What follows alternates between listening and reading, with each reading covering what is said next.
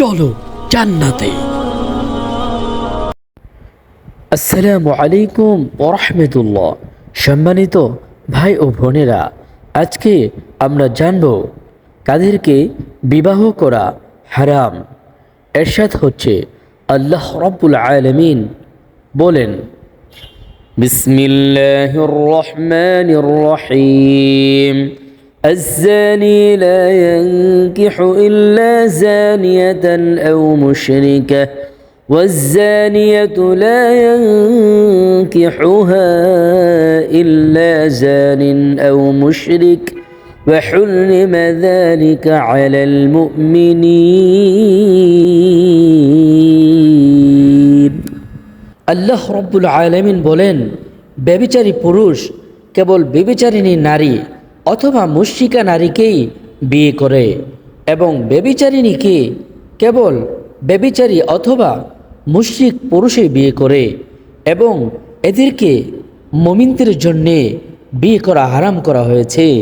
সম্মানিত ভাই ও বোনেরা, আজকে আমরা জানতে পারলাম যারা বিয়ে করার আগে জিনাহের কাজ করে তাদেরকে বিয়ে করা মুমিনদের জন্যে হারাম।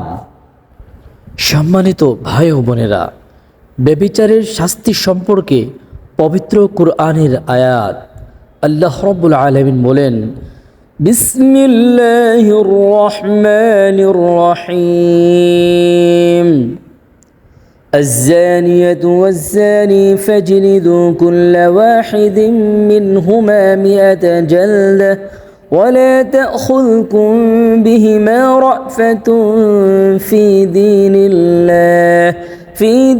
الله إن كنتم تؤمنون بالله واليوم الآخر وليشهد عذابهما طائفة من المؤمنين। আল্লাহ রাব্বুল আলামিন বলেন, ব্যভিচারিণী নারী, ব্যভিচারী পুরুষ, তাদের প্রত্যেককে 100 করে বেত্রাঘাত করো।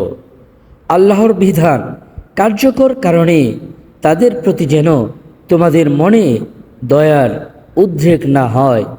যদি তোমরা আল্লাহর প্রতি ও পরকালের প্রতি বিশ্বাসী হয়ে থাকো, মুসলমানদের একটি দল যেন তাদের শাস্তি প্রত্যক্ষ করে। সম্মানিত ভাই ও বোনেরা, আমরা জানতে পারলাম ব্যভিচারের কত বড় শাস্তি। আমরা ব্যভিচার থেকে বেঁচে থাকার চেষ্টা করব। আল্লাহ আমাদেরকে ব্যভিচার থেকে, জিনা থেকে বেঁচে থাকার তৌফিক দান করুন। আমিন।